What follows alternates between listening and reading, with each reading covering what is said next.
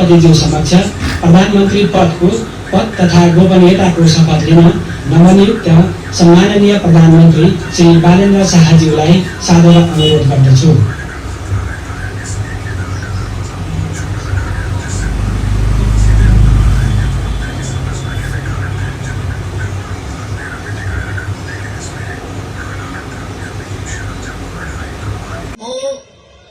म बालेन्द्र शाह नेपालको सार्वभौम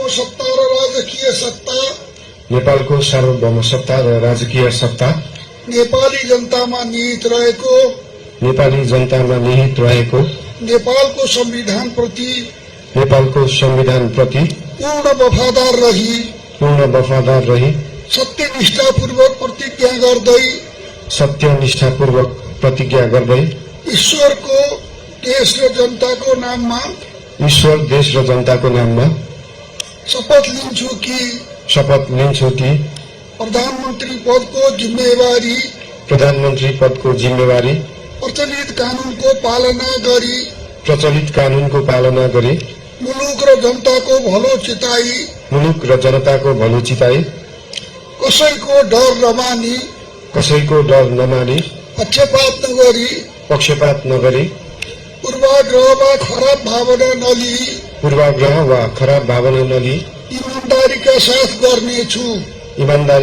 गर्नेछु र आफ्नो कर्तव्य पालनको सिलसिलामा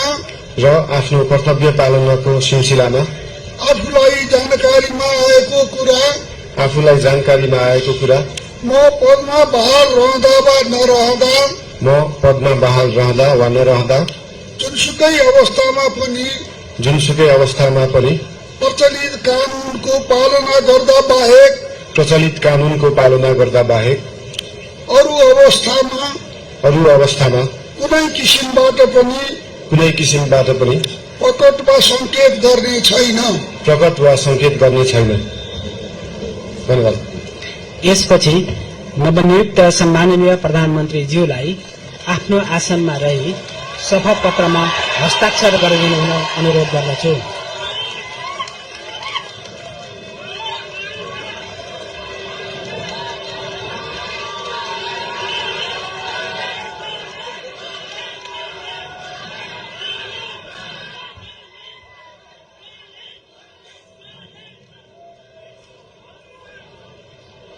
सम्माननीय प्रधानमन्त्री श्री बालेन्द्र शाहज्यूबाट प्रधानमन्त्री पद तथा गोपनीयताको शपथ लिने काम सम्पन्न भएको छ।